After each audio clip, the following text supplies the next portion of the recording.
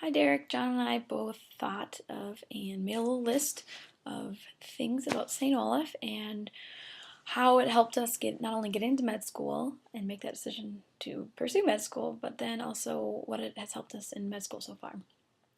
As for getting into med school, starting from day one, they help you with classes. They kind of have like a pre-med track. You can pretty much do any major you want. You just have to take certain classes to apply to med school. And actually, I would advise students to take as many other classes. If you love science, great, take science classes, but also take other classes because if you want to go to med school, you'll be taking science classes for years. And I still look back on classes such as like my family relationships class and infant development and some of my religion classes and think, oh, how lovely would it be to actually be in those classes right now on top of med school. But it gives you a little bit of sanity too with the rigorous of the science classes. So anyways, from day one they pretty much set you up with, general chemistry, general biology, or organic chemistry and physics. But I guess you know all that. But that really helped, and then when you take the MCAT, you're really prepared. I would definitely, have your own self-study too, but if you learn it, correctly and understand it the first time around, studying is not so bad for the MCAT. And then I also think it really helps with verbal reasoning because we have to do a lot of reading and writing at St. Olaf with the requirements there. That verbal is one subject that a lot of people do struggle with. I still struggled with it, but I think it helped at St. Olaf because it challenged me then with my reading comprehension and everything like that. But then as you get into junior year and senior year, after you take the MCAT, then you're on your way to start applying for med schools. And at St. Olaf, we have the Health Professions Committee, which is great. It's made up by different professors, and you go pretty much write a pre-personal statement, and you go before usually two professors, I believe, and do a mock interview, which is really helpful. I found by the time I actually did my real interviews, I wasn't as nervous, and they give you great feedback. Also, another thing that I don't think students utilize enough is the CEL and the ASC and those different things, because they'll help you do mock interviews. They'll also give you ideas of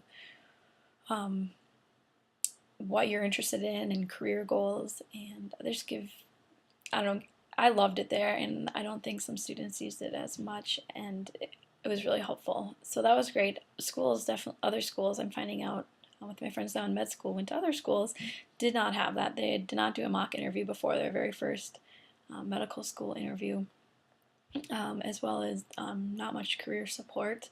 Also, things I'm hearing is at St. Olaf, we had a great advisor. I talked to my advisor quite often and had a lot of help there. And also, Gene Porterfield and Ted Johnson helped pre-med, and Kevin Crisp was my advisor, so of course I talked to him. But they were very helpful with the process and thinking of things, thinking MD, DO school, different options, and the trickiness of both John and I applying. They couldn't have been better resources for that. And I also had just great support. I ended up sending Gene Porterfield my personal statement a few days before I wanted to turn it in, and again, great feedback. And I talked to other students, and they said they had absolutely no help from their undergraduate institution, and they were, when it came to letters of recommendation, they struggled. I struggled with who am I going to ask, just because I had too many to pick from, whereas others said they really had to scrounge around and had to give people like their resumes so that they could actually write something about them. And at St. Olaf, you will not have that problem. You will not fall through the cracks. But I've talked a lot about the classes and how rigorous they are, and I think that the critical thinking skills at St. Olaf, you rarely took in a multiple choice test, and in med school they're all multiple choice. So it's actually very interesting that I thought classes at St. Olaf were a little bit trickier than they are in med school. Because of that. But anyways, it's the critical thinking skills, thinking outside the box, getting the details, but then they're expecting you to put the pieces together, and I think that really helped out because in med school, now that we're getting past a little bit of the details into more of the didactic things, um, it's really helpful because I feel that they've prepared us with the skills of, okay, we know this information, what can we think about, like what are the possibilities. So I think that was really helpful. But then I think the biggest thing I've started here is the intangibles. So not only, GPA and MCAT important, but what do you bring to the table other than your MCAT scores and GPA? What do you like as a person? How do you interact with other people? Community service, what have you done for a job? Like, what is your passion? Like John did a lot of sports, so he didn't have much time to do different things like volunteering or medical related things, and that didn't actually seem a problem because um, he had shown commitment, and he's like, I love doing this. This is part of my life, and they really like seeing that, and that he was part of a team. And I think that can be true with being involved in music. Me, on the other hand, was not involved. I was not involved in sports, but I worked and volunteered, and I was on the EMT group on campus, which I thought was a great experience. And I think when it came time to interviewing the schools, they did like to see that, and they didn't ask about, oh, what was the test like in this class, or tell me more about your MCAT. They're really interested in who you are as a person, and it's if you have years to develop that. And I think that's really excellent. It's one of the reasons I chose St. Olaf. Then, as far as med school, almost finishing our first year. I can't believe first year's almost done. John definitely recommends the class immunology. I did not take that class, and we can definitely tell the difference between the two of us. He took it, and we had to take immunology and micro in medical school, and he definitely rocked the class, and he pretty much had to be my tutor because I was like pretty much the rest of the students too, but he definitely helped me out in that class. He said it was a great class, and actually he learned more in that class than he did in medical school because we have limited time in medical school, and he thought it was really interesting and really, really helped out in the class. And I guess we didn't take micro or microbiology at St. Olaf, but we both would recommend that as well because you'll take that. And biochem was great. Biochem was kind of a breeze that's at in med school because of the one undergrad. Made you critically think and had the details, and it was kind of a review in med school, which was just nice. Also, I don't know, just different things.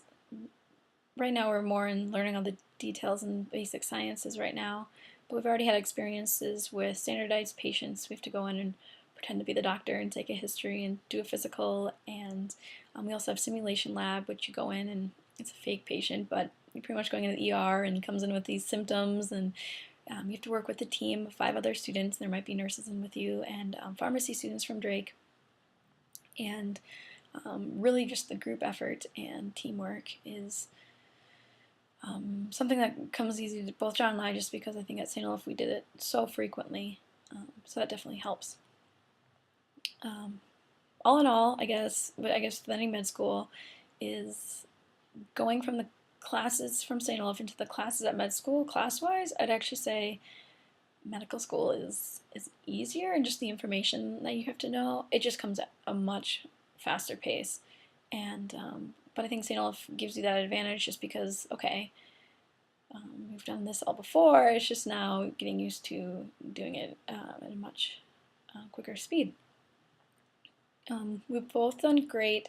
Another thing I think is just the support system that you get at St. Olaf, not only with your professors and your friends and your advisors and everyone there, but that's crucial. When you have a bad day or a bad test or even a few weeks of bad tests and things, you really have to know how to pick yourself back up and how to look to your support system for that. And I think St. Olaf definitely fosters that.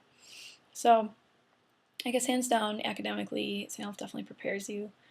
But then also, it definitely prepares you in the intangible things that are important in day-to-day life with interactions with other students. And you continue to volunteer. And we actually both have jobs at school. We don't work very much, but in volunteering and all that. So I think that's great because at St. Olaf that it began there with we were taking classes, and he was in sports, and I was working. And it's, I guess, continued to make us very well-rounded So, yeah, I think that's about it. Do you have anything to add? No? Okay. Um, well, I guess that's all I can think of right now. If I think of anything else, I will shoot you an email. But hope you have a good day.